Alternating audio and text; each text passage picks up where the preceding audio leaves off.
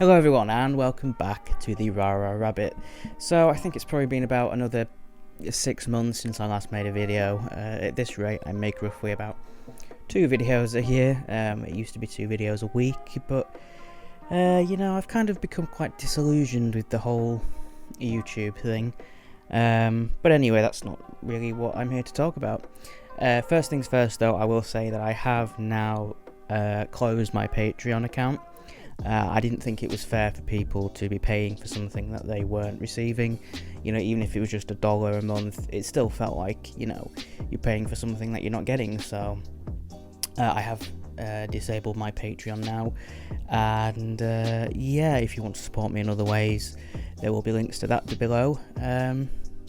So this month has been my 11 years of lucid dreaming. That is how long I have been practicing. I started back in 2010, and it's something that has been very important to me throughout all this time.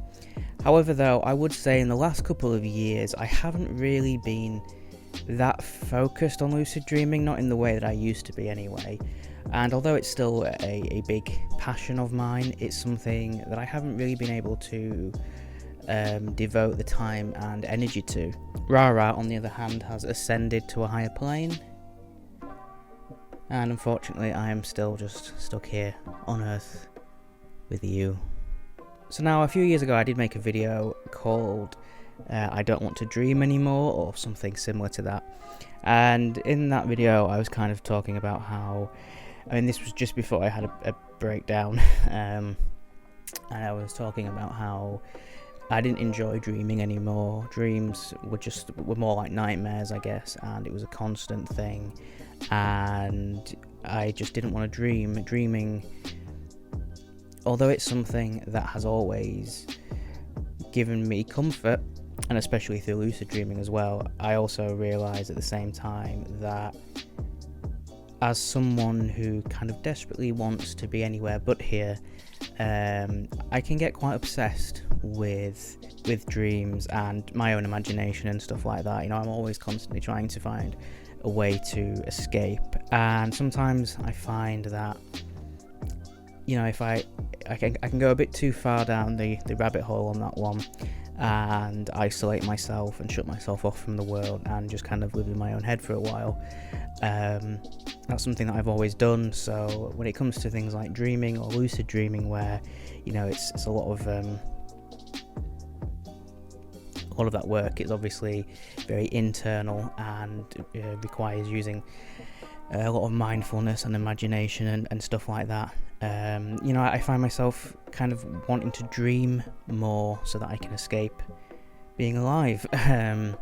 And then I find myself in this weird place where it's like I desperately want to go to my dream world because that feels like home, but then it's almost like a nightmare because I usually then wake up and find out, that I'm not really there. I know all that might sound a bit worrying and a bit depressing. I know that obviously I'm talking from quite a depressed place here. But yeah, that's kind of one reason why I always try and, I guess, just watch myself, and when it comes to how much time I'm putting into my own internal world, and if I start neglecting too much outer world stuff, things can get pretty bad for me. But as well as that, a lot of my dreams over the last few years, they've all been pretty much exactly the same. I made a video about this again a couple of years back, and my dreams, I wouldn't say I have the same dream every night. It's not like word for word the same, but the same themes, the same sort of ideas, things like that. And typically I'm either on holiday or I'm away from home, and I'm about to pack up and get ready to go home, but I can never get home. One issue sometimes is I've got far too much stuff to pack, and I can't decide what stuff I need to bring home with me and what stuff I need to leave. Often, I'll go for my plane or my train or whatever it is that I'm, using to get home, and it's either delayed or we end up in a crash, or there's always something that prevents me from getting home.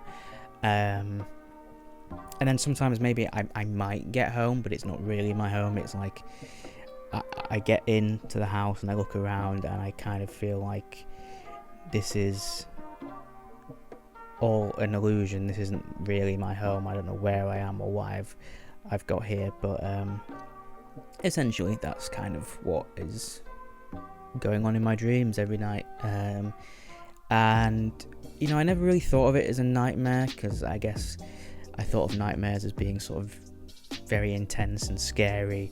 But when I think about it, I mean, they are all quite depressing. I never get home. There's always a lot of emotion there, a lot of kind of sad emotions or negative emotions.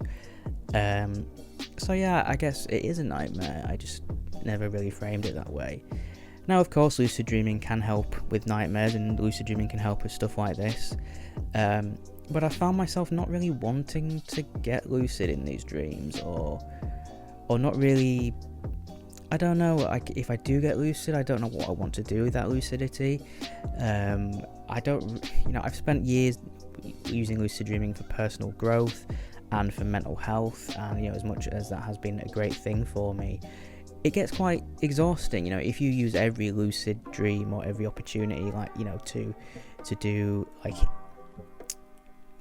healing or, you know, work on yourself, that isn't easy to do. That's quite emotionally, you know, draining. So I don't want every lucid dream to be that way, because it would just be exhausting.